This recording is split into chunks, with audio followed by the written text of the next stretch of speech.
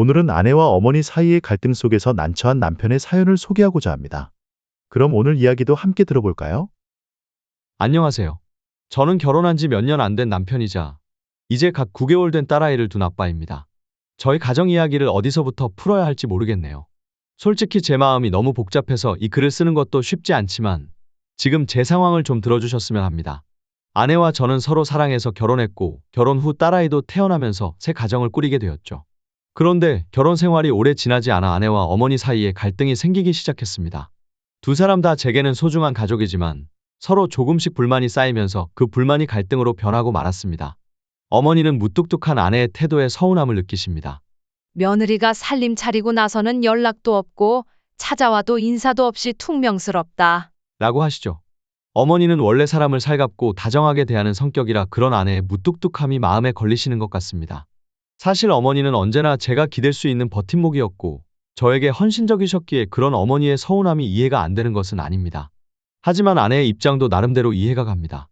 아내는 경제적 도움을 받지도 않으면서 단지 아이 소식만 기다리시는 어머니가 부담스럽다고 하더군요.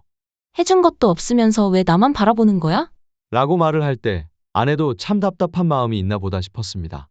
성격상 내성적이고 표현에 서투른 아내라 어머니께 다가가기가 어려운 것도 아내 입장에서는 이해할 수 있는 부분이죠.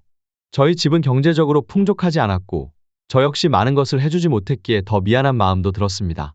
두 사람의 갈등이 점점 커지면서 저는 그 사이에서 무척 혼란스럽고 힘들었습니다. 제 딸에게는 행복한 가정을 만들어주고 싶었거든요. 저는 어렸을 때 부모님의 이혼을 겪으며 자라왔기에 아이에게만큼은 완전한 가정을 물려주고 싶었습니다. 그런데 지금 상황이 점점 어긋나고 있다는 생각에 너무 괴롭습니다.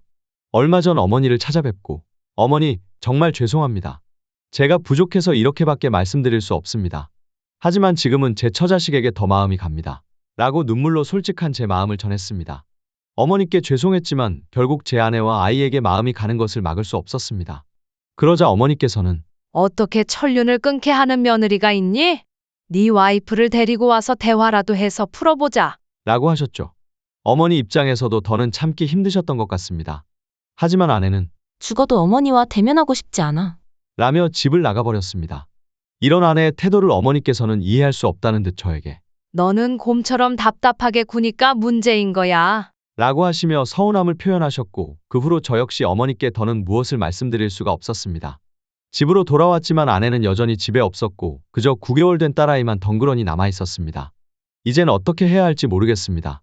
제가 중간에서 더 잘했어야 했나 싶기도 하고 부모님을 제대로 챙기지 못해서 갈등을 키웠나 싶기도 합니다.